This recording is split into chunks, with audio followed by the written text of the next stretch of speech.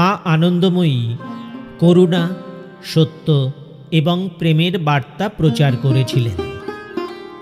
এই জগতে তাঁর সম্পূর্ণ জীবনযাত্রা লক্ষ্য করলে আমরা দেখতে পাব একেবারে শিশু বয়স থেকেই তার মধ্যে ঐশ্বরিক সত্তার প্রকাশ ঘটেছে।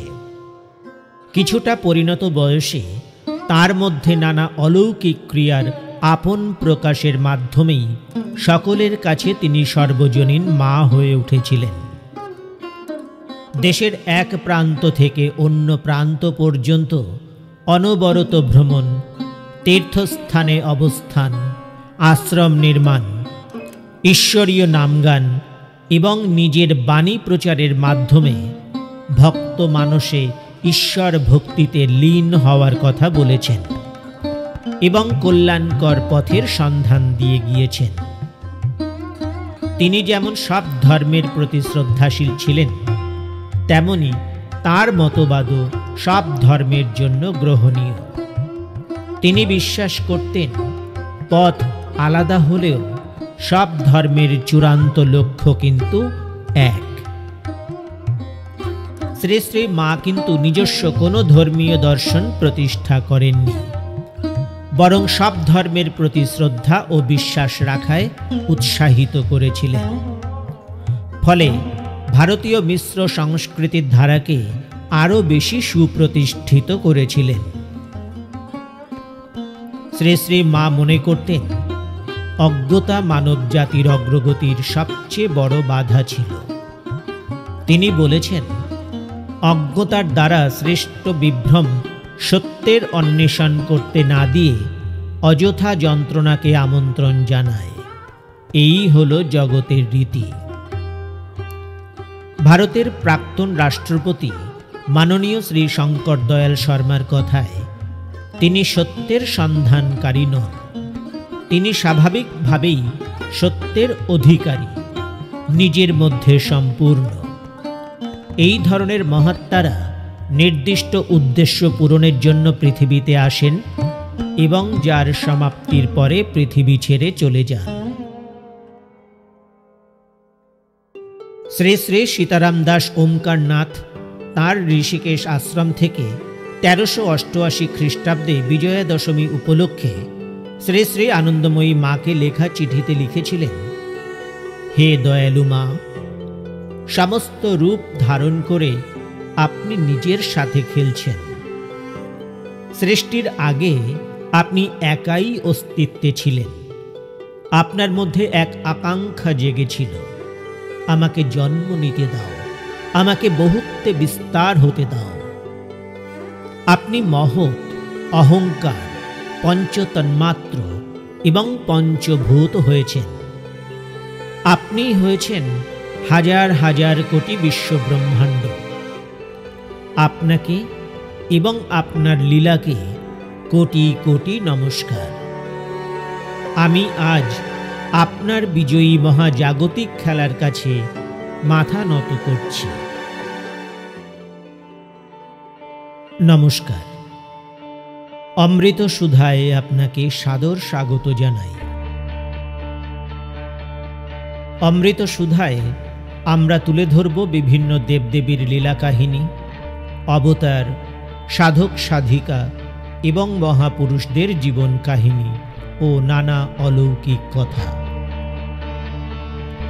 আজকের পর্বটি শুরুর আগে আমার এই চ্যানেলটিকে সাবস্ক্রাইব করার অনুরোধ রাখছি। আপনার একটি আঙুল ছুঁয়ে দিন বেল আইকন বাটনে। আমার পরের পোস্টের নোটিফিকেশন আপনার কাছে পৌঁছে যাবে। এই ইউটিউব চ্যানেলের যাবতীয় উপস্থাপনার স্বত্বাধিকারী সুশীল মজুমদার ক্রিয়েশনস। গত পর্বে শ্রী শ্রী মায়ের লীলা কাহিনীর কথা প্রসঙ্গে বলেছিলাম, মা কেমনভাবে হয়ে উঠেছিলেন জগতের মা। মায়ের শরীর অবলম্বন করে কেমন করে ঘটে যেত নানা ভাবের খেলা, কেমনভাবে প্রকাশ হয়েছিল মায়ের বিভূতি। আজকের পর্বে আপনাদের সামনে তুলে ধরব শ্রী শ্রী মায়ের জন্মলীলা কাহিনী। শ্রী শ্রী আনন্দময়ী মায়ের চরণে সহস্র কোটি প্রণাম জানিয়ে শুরু করছি আজকের পর্ব।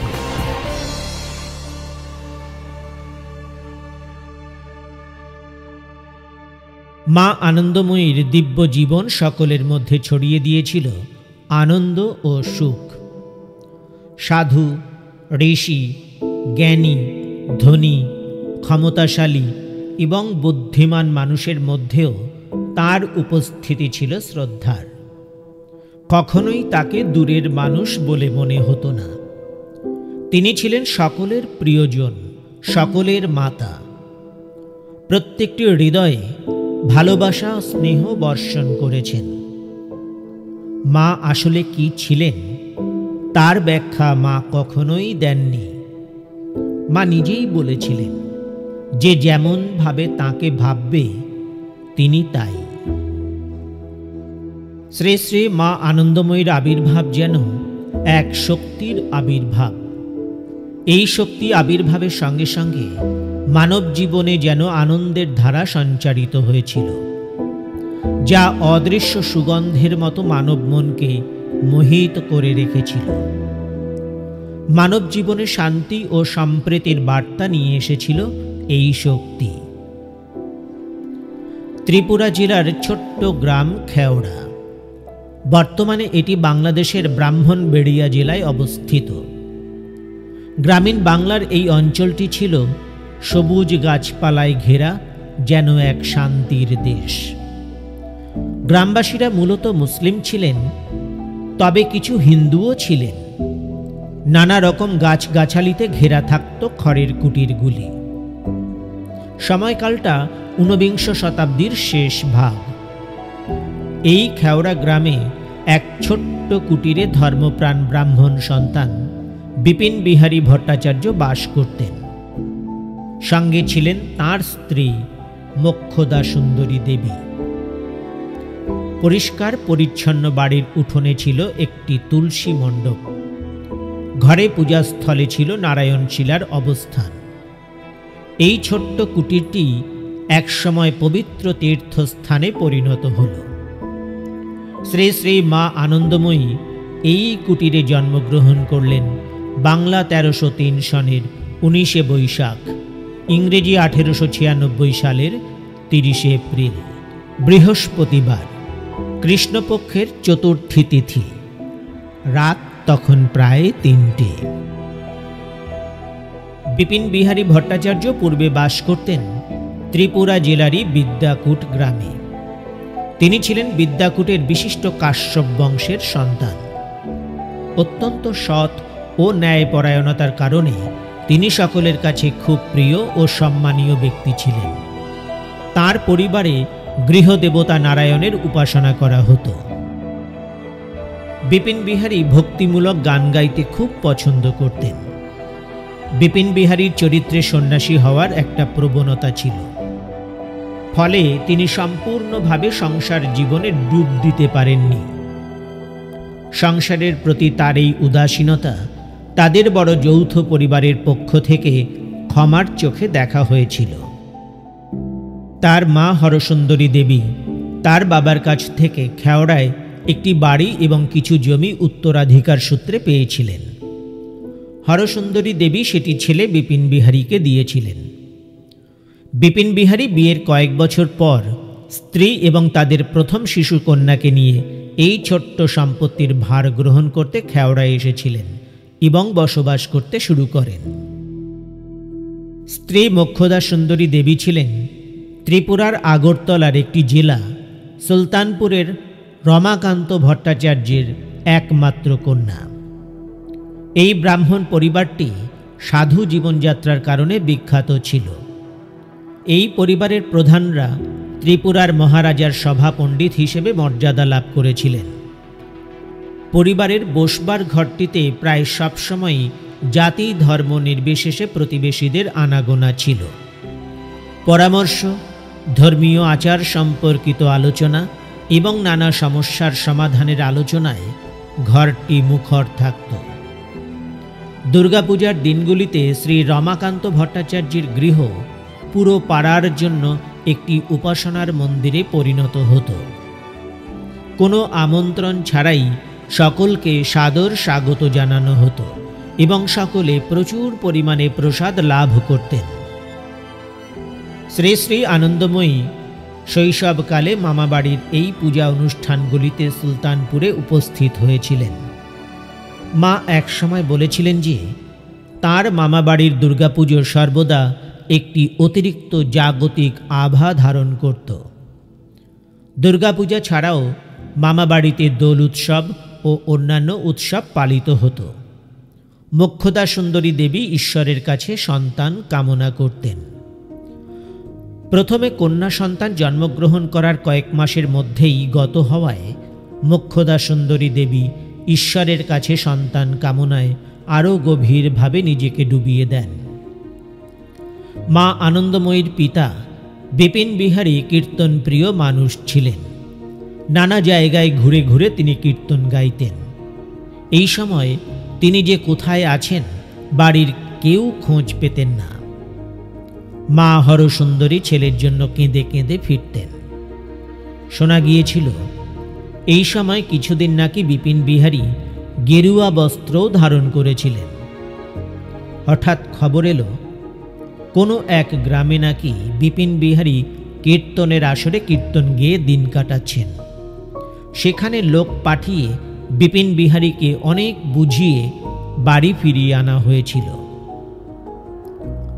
হরসুন্দরী দেবী ধর্মপ্রাণা মহিলা। মন্দিরে গিয়ে দেবতার কাছে পুত্রের জন্য সন্তান কামনা করতেন। একবার তিনি 12 মাইল পথ হেঁটে এসে কসবার কালী মন্দিরে গিয়ে নাকি মনে মনে বিপিন বিহারীর পুত্র কামনা করতে গিয়ে মুখ দিয়ে দেবী মায়ের কাছে পুত্রী কামনা করে বসেন।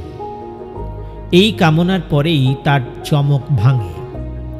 নাতি কামনার বদলে তিনি নাতনি চেয়ে ফেলেছেন। ভাবলেন দেবী মাই তাকে ভুলিয়ে দিয়েছেন। দেবী মাই তার ছেলের ঘরে মেয়ে রূপে আসতে চান। মনে মনে আবার প্রার্থনা করলেন, তবে দেবী মায়ের ইচ্ছাই পূর্ণ হোক।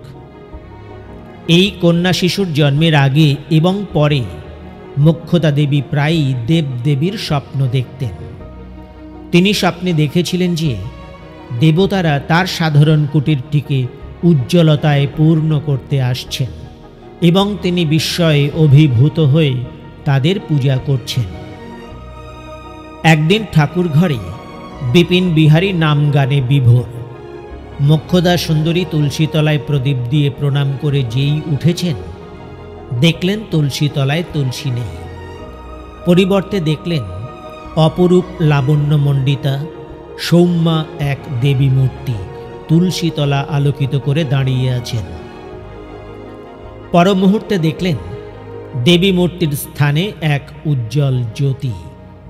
সেই জ্যোতি চক্রাকারে ঘুরতে ঘুরতে তাঁর দেহের ভিতর প্রবেশ করল। তিনি জ্ঞান হারিয়ে ভূমিতে পড়ে গেলেন। জ্ঞান ফিরল অনেক রাতে। যা তিনি চোখের সামনে দেখেছিলেন স্বামীকে সবটা বললেন। বিপিন বিহারী শুনে বললেন, তুমি দেখেছ শ্রী শ্রী লক্ষ্মী দেবীকে, দেখো আমাদের মঙ্গল হবে। শ্রী শ্রী মায়ের জন্মগ্রহণের সময় ছিল রাত প্রায় 3টে। আগের সন্ধ্যা থেকেই ঠাকুর ঘরে হরিনাম সংকীর্তনের আয়োজন করা হয়েছিল। গ্রামে এক সাধু এসেছেন, তাকেও নিয়ে আসা হয়েছে কীর্তন অনুষ্ঠানে। প্রতিবেশী প্রতিবেশিনী অনেকে উপস্থিত হয়েছেন কীর্তনানুষ্ঠানে। রাত যত গড়ালো কীর্তন তত জমে উঠল। সারা রাত ধরে চলবে এই কীর্তন। ভট্টাচার্য গৃহ এক অনির্বচনীয় আনন্দ প্রবাহে মুখরিত হয়ে উঠল। রাত গভীর হল। শ্রী শ্রী মায়ের মানব রূপে ধরাধামে অবতীর্ণ হওয়ার সময় সমাগত। মোক্ষদা দেবীকে নিয়ে যাওয়া হলো আতুর ঘরে। কীর্তন বন্ধ হল না। শ্রী শ্রী মা ধরাধামে এলেন, কিন্তু কোনো ক্রন্দন ধ্বনি নয়, মুখে পবিত্র হাসির ছটা। এ যেন সাক্ষাৎ দেবী ভগবতী। সাধু বাবা দর্শন করলেন নবজাতিকাকে। মুগ্ধ হয়ে গুরু গম্ভীর স্বরে শুরু করলেন মাতৃবন্দনা। সর্বমঙ্গলা মঙ্গলে শিবে সর্বার্থ সাধিকে শরণ্যে ত্রম্বকে গৌরী নারায়ণী নমস্তুতে। সৃষ্টি স্থিতি বিনাশানাং শক্তিভূতে সনাতনী গুণাশ্রয়ে গুণময়ী নারায়ণী নমস্তুতে। মোক্ষদা দেবী বলেছেন যে এই শিশুকন্যা জন্মের সময় তার প্রায় কোনো রকম গর্ভযন্ত্রণা অনুভব হয়নি। শিশুকন্যা জন্ম লাভের সময় বাড়িতে উপস্থিত প্রতিবেশী মহিলারা আরেকটি অস্বাভাবিক ব্যাপার লক্ষ্য করে বিস্মিত হয়েছিলেন। সদ্যজাত শিশুটিকে তারা কাঁদতে দেখেননি। তাদের মনে আশঙ্কা জন্মেছিল, শিশুটি কোনো সমস্যা নিয়ে ভূমিষ্ঠ হয়নি তো? কিন্তু তাদের সে আশঙ্কা উড়িয়ে দিয়ে শিশুকন্যা স্বাভাবিকভাবেই বেড়ে উঠতে লাগলেন। শিশু কাঁদবে কেন? সে তো ভূমিষ্ঠ হয়েই হাসতে শুরু করেছিল। পূর্ণ জ্ঞান নিয়েই তিনি এই ধরাধামে অবতীর্ণ হয়েছিলেন। এই শিশুই পরবর্তী সময়ে হয়ে উঠলেন সকলের প্রিয়, আদরিণী ও শ্রদ্ধার মা, মা আনন্দময়ী। শ্রী শ্রী মা পরবর্তীতে বলেছিলেন, কাঁদব কেন? আমি যে তখন বেড়ার ফাঁক দিয়ে আম গাছ আর নিম গাছের ডালপালা দেখছিলাম। জন্ম মুহূর্তে কে কে উপস্থিত ছিলেন বা কে কে তাকে দেখতে এসেছিলেন সব তাঁর জানা ছিল। শ্রী শ্রী মায়ের বয়স যখন মাত্র 13 দিন, তখন বিপিন বিহারী ভট্টাচার্যর মামা নন্দন চক্রবর্তী নবজাতিকাকে দেখতে আসেন। মোক্ষদা সুন্দরী দেবী কিন্তু ঘটনাটি পুরোপুরি ভুলে গিয়েছিলেন। বহু বছর পর শ্রী শ্রী মা নন্দন চক্রবর্তীর আগমনের কথা মনে করিয়ে দিলে তিনি বিস্মিত হয়ে গিয়েছিলেন। কিভাবে 13 দিনের শিশু এই আগমনের কথা স্মরণে রাখতে পারে? শুধু তাই নয়, ভূমিষ্ঠ হওয়ার সময় শ্রী শ্রী মায়ের মাথা যে উত্তর পূর্ব কোণের দিকে রাখা ছিল এবং আতুর ঘরে তাঁর কাছে ছিলেন মায়ের ঠাকুরমার প্রায় 60 বছর বয়স্কা এক খুড়িমা, সে কথাও মায়ের স্পষ্ট বোধের মধ্যে ছিল। শ্রী শ্রী মায়ের জন্মগ্রহণের পরদিন প্রভাতেই গৃহদ্বারে উপস্থিত হয়েছিলেন অচেনা এক বৃদ্ধ ব্রাহ্মণ। কোথা থেকে তিনি এসেছিলেন কেউ তা জানে না। কৃষ্ণ নাম গানে মুখর করে তোলেন গৃহ প্রাঙ্গণ। মোক্ষদা দেবী সদ্যজাত শিশুকন্যাকে নিয়ে বারান্দায় এসে দাঁড়ান। শিশুকন্যাকে অপলক দৃষ্টিতে দেখে বৃদ্ধ ব্রাহ্মণ বলে ওঠেন, এ কন্যা সংসারী হবে না, সর্বত্যাগিনী হবে। এ কথা শুনে মোক্ষদা দেবীর অন্তর কেঁপে ওঠে। স্থবিরের মতো তিনি বসে পড়েন। যখন সম্বিত ফিরল, তখন সেই ব্রাহ্মণ গৃহপ্রাঙ্গণ ছেড়ে কোথায় চলে গিয়েছেন। বিপিন বিহারী সমস্ত পাড়া খুঁজেও সেই ব্রাহ্মণকে দেখতে পেলেন না। ঠিক এই রকমই আরেকটি ঘটনা ঘটেছিল শ্রী শ্রী মায়ের আনুমানিক 10 মাস বয়সকালে। তাকে নিয়ে পরিবারের লোকজন একবার বিদ্যাকূটে বেড়াতে গিয়েছিলেন। সেখানে উজ্জ্বল মূর্তি একজন পুরুষের দেখা মিলল। গেরুয়া পোশাক পরিহিত মানুষটি শ্রী শ্রী মায়ের কাছে এসে দাঁড়িয়ে নিচু হয়ে প্রণাম করলেন। শ্রী শ্রী মা তার কাছে হামাগুড়ি দিয়ে ছুটে এসেছিলেন যেন তিনি কত যুগের পরিচিত। মূর্তিটি এক দৃষ্টিতে শ্রী শ্রী মাকে দেখেছেন, তাকে স্পর্শ করেছেন এবং অসীম যত্নে তাকে আদর করেছেন। তারপর হাত নেড়ে শ্রী শ্রী মাকে পূজাও করেছেন। ঠাকুমা সামনেই ছিলেন। ঠাকুমাকে সম্বোধন করে লোকটি বললেন, ইনি মা, সব বন্ধনের ঊর্ধ্বে, কেউ তাকে ঘরে আটকে রাখতে পারবে না। এ কথা বলেই হঠাৎ লোকটা কোথায় চলে গেল, কেউ তার আর সন্ধান পেলেন না। শ্রী শ্রী মায়ের জন্মগ্রহণের পরদিনই পাড়ারই এক ব্রাহ্মণ এসেছিলেন মাকে দেখতে। তিনি শ্রী শ্রী মায়ের নামকরণ করলেন দাক্ষায়ণী। দিদিমা ধবধবে ফর্সা গায়ের রং নিয়ে জন্মগ্রহণ করা শিশুর নাম রাখলেন নির্মলা। ছোট্ট আদুরে শিশুটিকে ভালোবেসে অনেকে আরও কয়েকটি নাম দিয়েছিলেন। ঠাকুমা নাম দিয়েছিলেন তীর্থবাসিনী, পল্লীবাসীরা নাম দিয়েছিলেন বিমলা, কমলা, গজগঙ্গা। মেয়ের সহজ সরল সোজা স্বভাব ও সংসারের প্রতি উদাসীনতার কারণে বাবা মা মজা করে বোকা, টেলি, আঠেলা, বেদিশা ইত্যাদি নাম ধরে ডাকতেন।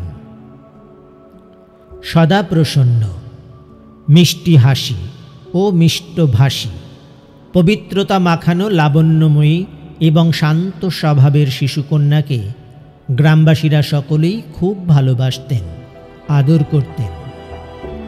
খুব একটা তাকে কাঁদতে দেখা যেত না। যদি কখনো কাঁদার মতো কোনো ঘটনার উপক্রম হতো, তখনই তার মুখ কালো হয়ে যেত, চোখের তারা স্থির হয়ে যেত। এই অবস্থায় সকলে ভয় পেয়ে যেত এই ভেবে যে শিশুর দম বন্ধ না হয়ে যায়। তাই সকলে শিশুকে প্রসন্ন রাখার চেষ্টা করত। কেউ কোনো কারণে একটু বকলেই নিঃশব্দে কোথাও সরে গিয়ে দাঁড়িয়ে থাকতেন। শরীর কান্নার মতো ফুলে উঠত, চোখ মুখ সহ সর্বশরীর স্থির ও শক্ত হয়ে যেত, শ্বাস বন্ধ হয়ে মুখ হয়ে উঠত নীল। এই অবস্থা দেখে গ্রামবাসিনীদের মধ্যে কেউ মোক্ষদা সুন্দরীকে বলেছিলেন, এ আবার কোথা থেকে আসলো? কোন ঢঙের মেয়ে রে বাবা? মায়ের পূর্বে এক কন্যা সন্তান জন্মগ্রহণের কয়েক মাস পরেই মারা যাওয়ায় সকলে মনে মনে ভূতের ভয়ে শঙ্কিত থাকতেন। তাই শ্রী শ্রী মাকে সর্বদা চোখে চোখে রাখতেন মা ও ঠাকুমা। শ্রী শ্রী মাকে নিয়ে মা বা ঠাকুমা যে ঘরে থাকতেন, সেই ঘরের প্রদীপ একদিন সন্ধ্যাকালে হঠাৎ নিভে যাওয়ায় ঠাকুমা ভয়ে হরিনাম জপতে শুরু করেন এবং শিশুকে বিছানা থেকে তুলে বুকে জড়িয়ে উঠোনে এনে তুলসী তলায় গড়াগড়ি দিয়েছিলেন। ছোট শিশুকে একা ছেড়ে রাখতেন না, সঙ্গে সঙ্গে কেউ না কেউ থাকতেন। দুবেলা নিয়ম করে তুলসী তলায় গড়াগড়ি দিতেন। শ্রী শ্রী মা একটু বড় হলে নিজেই গিয়ে তুলসী তলায় গড়াগড়ি খেতেন। কখনো ঘরে শিশুকন্যাকে একা ছেড়ে যেতে হলে মোক্ষদা সুন্দরী দেবী শিশুকন্যার চারদিকে মাটিতে বাম পায়ের আঙুল ঘুরিয়ে দাগ কাটার মতো করে ঠাকুরের নাম নিয়ে গণ্ডি কেটে রেখে যেতেন। ছোটবেলা থেকেই শ্রী শ্রী মায়ের শরীরে সমাধির মতো একটা ভাব লেগে থাকত। কীর্তন শুনলে বা ভক্তিভাবের কোনো সুরেলা ধ্বনি শুনতে পেলেই শরীরে নানা রকম অলৌকিক ভাবের প্রকাশ ঘটত।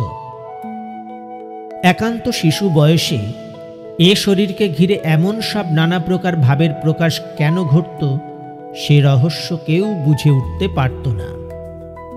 দিনের আলোয় বা রাতের আধারে শিশুর ছদ্মবেশে আত্মগোপন করে অনাদিকালের এই মহাশিশু বোধগম্যের বাইরের লীলা খেলায় অপ্রকাশ হয়ে রইলেন। শ্রী শ্রী মা শিশুকালে একা একা থাকতেই ভালোবাসতেন। বাড়ির উঠোন হোক বা গ্রামের পথে হোক বা ফাঁকা জায়গা, আপন মনেই হেঁটে চলে বেড়াতেন। কখনো মনের আনন্দে লাফিয়ে ঝাঁপিয়ে নেচে গেয়ে বেড়াতেন, কথা বলতেন। রোদ বৃষ্টি গরম শীত এসবের যেন কোনো খেয়ালই থাকতো না মায়ের মধ্যে।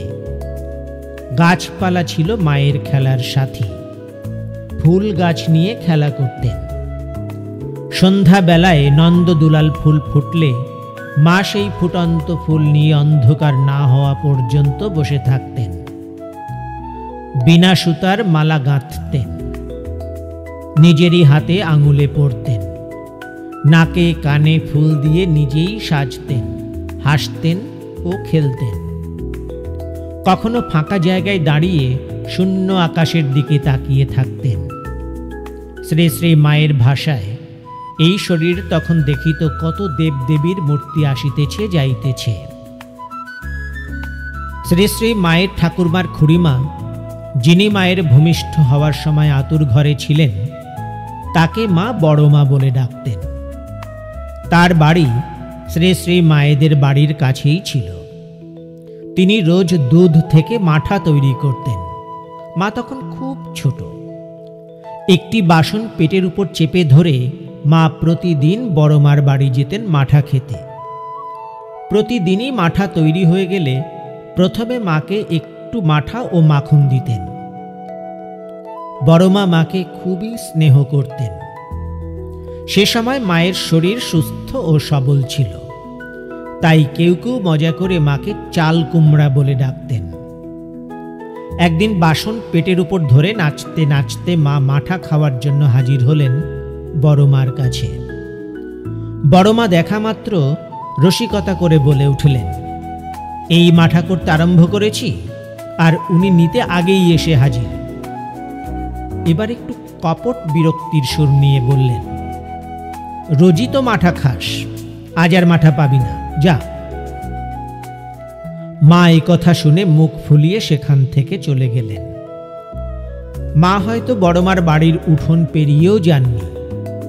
বড়মা দেখলেন তার দধিমন্থনের হাঁড়ি ফুটো হয়ে সব দই মাটিতে পড়ে গিয়েছে। তিনি আফসোসের সুরে বলে উঠলেন, এ আমার কি হলো? কেন আমি মেয়েটার মনে দুঃখ দিলাম?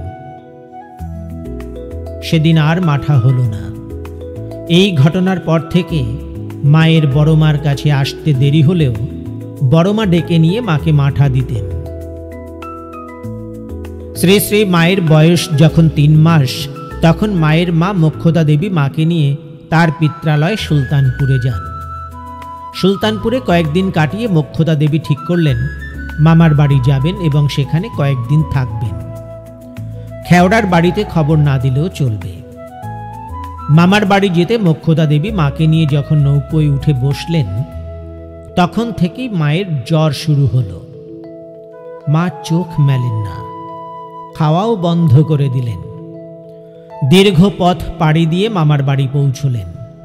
মায়ের জ্বর কিন্তু কমল না, বরং উত্তরোত্তর বেড়ে চলল। না বলে মামার বাড়ি গিয়েছেন, যদি কিছু খারাপ হয় এই আশঙ্কায় সকলে বিশেষ চিন্তিত হয়ে পড়লেন। চিকিৎসার ব্যবস্থা হলো, ওষুধ খাওয়ানো হলো, দুবেলা তুলসী তলায় নিয়ে গড়াগড়ি দেওয়ানো হলো, কিন্তু কিছুতেই মায়ের জ্বর কমল না। কেন হঠাৎ করে এমনটা হলো কেউই কিছু বুঝতে পারলেন না।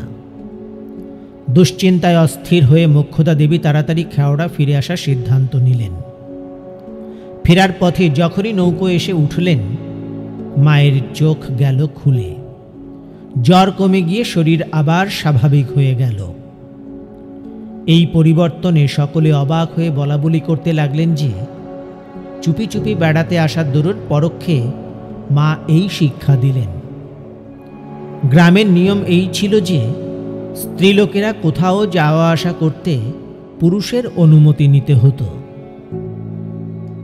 10 মাস বয়সের পূর্ব পর্যন্ত যখন ছোট্ট নির্মলা বসে ও হামাগুড়ি দিয়ে চলত, তখন নিকটস্থ মুসলমানদের মেয়েরা বাড়িতে বেড়াতে আসলে ছোট্ট নির্মলাকে কোলে নিয়ে আদর করত। তৎকালীন দেশীয় প্রথায় মুখে ভাত না দেওয়া পর্যন্ত ভিন্ন জাতিতে ছোঁয়াছুঁয়ির কোনো বাধা থাকত না। স্পর্শজনিত শুদ্ধি অশুদ্ধি ভাব সেই সময় খুব প্রবল ছিল। তাই মুসলমান বাড়ির মেয়েরা এলে ছোট্ট নির্মলাকে মাটিতে ছেড়ে দেওয়া ও নেওয়া করানো হতো। একবার ছোট্ট নির্মলাকে নিয়ে ঠাকুরমা এক মুসলমান বাড়িতে বেড়াতে যান। সে বাড়িতে একাব্বর নামে একটি মেয়ে ছিল। সে ছোট্ট নির্মলাকে কোলে নিতে চাইলে ঠাকুমা মাটিতে ছেড়ে দেন। একাব্বর হাত বাড়িয়ে নির্মলাকে কাছে ডাকে। নির্মলা তার কাছে দ্রুত এগিয়ে এলে একাব্বর পিছিয়ে গিয়ে আবার হাত বাড়িয়ে নির্মলাকে কাছে ডাকে। এভাবেই একাব্বর নির্মলার সঙ্গে মজা করে খেলতে থাকে আর হেসে লুটোপুটি খেতে থাকে। বেশ কিছুক্ষণ এভাবে কাটবার পর নির্মলা এমন কান্না জুড়ে দিলেন যে একাব্বর ছুটে এসে কোলে নিয়েও সে কান্না থামাতে পারে না। কত আদর ও আহ্লাদ করেও শান্ত করতে পারে না। অবশেষে সে হয়রান হয়ে ভয় পেয়ে ঠাকুরমার কাছে এসে মাটিতে ছেড়ে দিলে। ঠাকুমা নির্মলাকে কোলে নিয়ে অনেক আদরে কান্না থামালেন। একাব্বর এরপর থেকে আর এমন তামাশা করত না। মোক্ষদা দেবীর কাছে গিয়ে একাব্বর বলেছিল, কান্না দেখে তার খুব ভয় হয়েছিল। সে কথা মনে করতেও তার শরীরে কাঁটা দেয়। একাব্বর ছোট্ট নির্মলাকে খুব ভালোবাসত। তার বিয়ের পরে পিতৃগৃহে বেড়াতে এলেও সে নির্মলাকে দেখতে আসত এবং ওই ঘটনা উল্লেখ করে বলতো, আমি তা জীবনে ভুলতে পারবো না। মা নিজে কিছু করেন না, মায়ের শরীর আশ্রয় করে কর্ম হয়ে যায়। এই প্রসঙ্গে হাসতে হাসতে মা অনেক সময় একটি ইংরেজি শব্দ ব্যবহার করতেন, অটোমেটিক্যালি।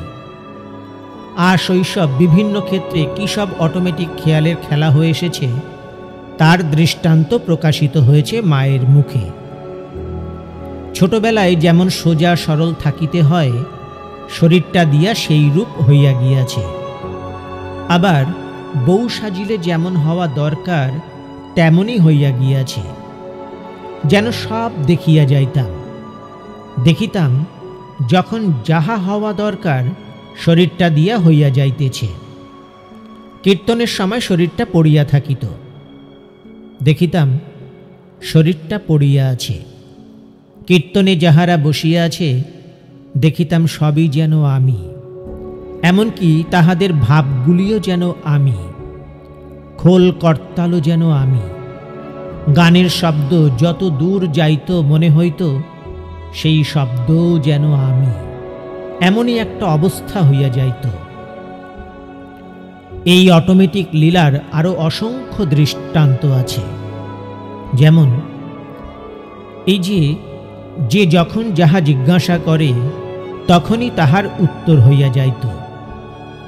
যেসব সংসারী ব্যবহার এ শরীর দিয়া হয় নাই, কিন্তু বুঝাইবার সময় সব উত্তর হইয়া যাইত। শরীরটা দিয়া যতটুকু দরকার ততটুকু হইয়া গিয়াছে। হয়তো তোমাদের সাধনার বিষয়গুলি বিশেষ দরকার ছিল, তাই এই শরীরটার ভিতর দিয়া সাধনার ভাবগুলি ও ক্রিয়াগুলি বিশেষভাবে হইয়া গিয়াছে। আমার তো কিছুই দরকার ছিল না। ছোটবেলায় যে খেলাধুলা করিয়াছি, এই যে যৌগিক ক্রিয়াগুলি শরীরের ভিতর দিয়া বহিয়া গিয়াছে, তাহাও ঠিক তেমনি। তাই বলিতেছি, হয়তো তোমাদের আবশ্যক ছিল, তাই একটার পর একটা খেলা শরীরের ভিতর দিয়া হইয়া গিয়াছে। যেটুকু প্রয়োজন শরীর দিয়া তাহা হইয়া গেলেও এমন একটা অবস্থা আছে যে কোনো বিষয়ই অজানা থাকে না, তাই সব বিষয়ই বুঝানো সম্ভব হয়। যেমন সব ভাষা, যে ভাষা জীবনে কখনো শুনি নাই, সেসব ভাষায় সূক্ষ্ম শরীরীদের সহিত কথা হইয়া যায়। যেমন তোমার কাছে এক হিন্দুস্থানি আসিয়া কিছু জিজ্ঞাসা করলেই হিন্দিতে জবাব দাও, সেই রকম হয়তো পাহাড়ে গিয়েছি, তথাকার কোনো সূক্ষ্ম শরীরের প্রতি পাহাড়ি ভাষায় জবাব হইয়া যাইত। উপনিষদের কথা, অহম ব্রহ্মাস্মি, এই মহাবাক্যের অর্থ আমি ব্রহ্ম বা আমি পরম। এবং ছান্দোগ্যোপনিষদে একটি শ্লোকে আছে তত্ত্বমসি শব্দের উল্লেখ। তৎ তম অসি, তত্ত্বমসি অর্থাৎ সেই ব্রহ্ম তুমি। হাজার হাজার বছর আগে উপনিষদে ব্যবহৃত শব্দের পুনরুল্লেখ আবার শোনা গেল শ্রী শ্রী মা আনন্দময়ীর মুখে। তিনি বলেছেন, তুমি সেই, আমি তো তুমি, একমাত্র তিনি আছেন বলেই তো আমি, তুমি। একমাত্র আমিই সব, একমাত্র তুমিই সব। সহজ সরল ভাষায় তিনিই বলতে পেরেছেন, জগৎ ভাবময়, আনন্দময়, শ্রেষ্ঠ সকল বস্তু ভাবেরই মূর্তি, আনন্দের মূর্তি। ভাবের দ্বারা যদি নিজেকে জাগ্রত করতে পারো, তবে দেখবে ব্রহ্মাণ্ডে সর্বত্রই একই খেলা চলছে, আনন্দের খেলা।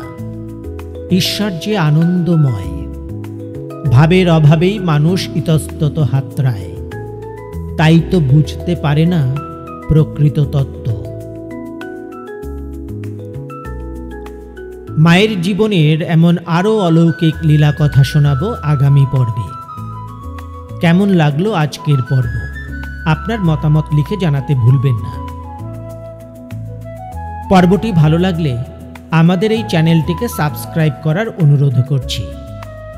আপনার একটি আঙুল ছুঁয়ে দিন বেল আইকন বাটনে। আমাদের পরের পোস্টের নোটিফিকেশন আপনার কাছে পৌঁছে যাবে। মাকে সহস্র কোটি প্রণাম।